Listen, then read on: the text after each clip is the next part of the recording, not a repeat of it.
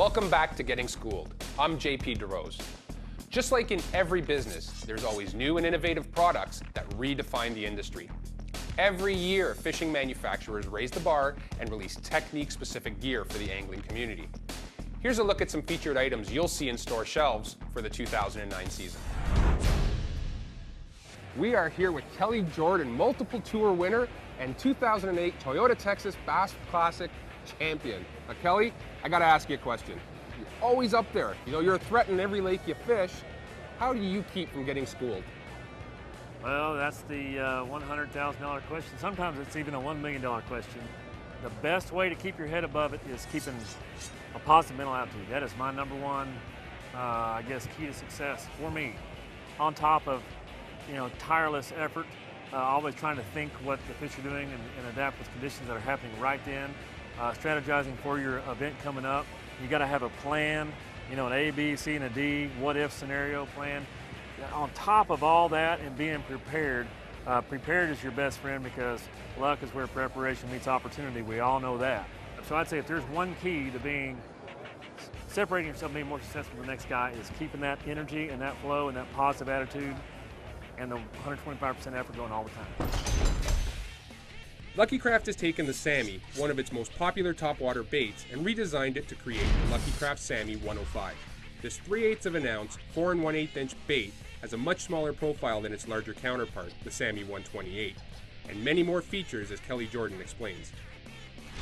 I guess you'd say it's a mid-size Sammy, which is a cigar-type topwater, the kind that walk the dog really well, side-to-side action. What's different about the Sammy 105 is it doesn't have 2 hooks like they've had forever. It has 3 hooks. Gives you one more treble hook to catch those fish. Those walking baits are notorious for having fish slap at them and you'll miss them. The 3 hooks give you 3 more hook points to try to hook that fish. And the other thing that's really exciting about that bait, it has a 1 knocker in the back. What I mean by a 1 knocker is it has one big tungsten ball bearing in the back.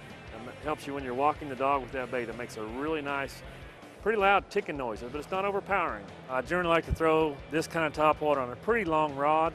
Sometimes topwaters are a little bit easier to work on, maybe a 6-foot rod or even shorter, maybe 6.5, but I like to use a 7-foot rod because I can still work the bait pretty effectively. If I know it's a little bit longer and you have to watch it, you just have to tune down your cadence or whatever because your rod's longer and your tip's farther away, so it moves the bait more than it should possibly. But when you have that longer 7-foot rod, you can make a really long cast and say these baits are really good for schooling fish or fishing windy points or whatever.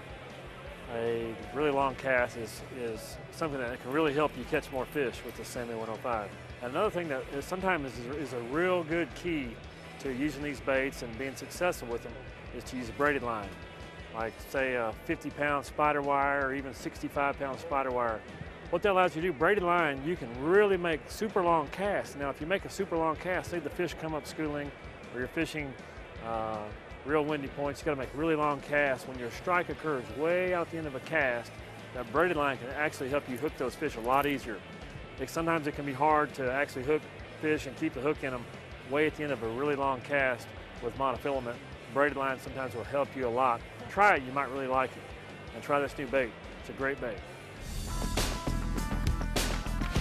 Hi, I'm Kelly Jordon. You're getting schooled with JP DeRose.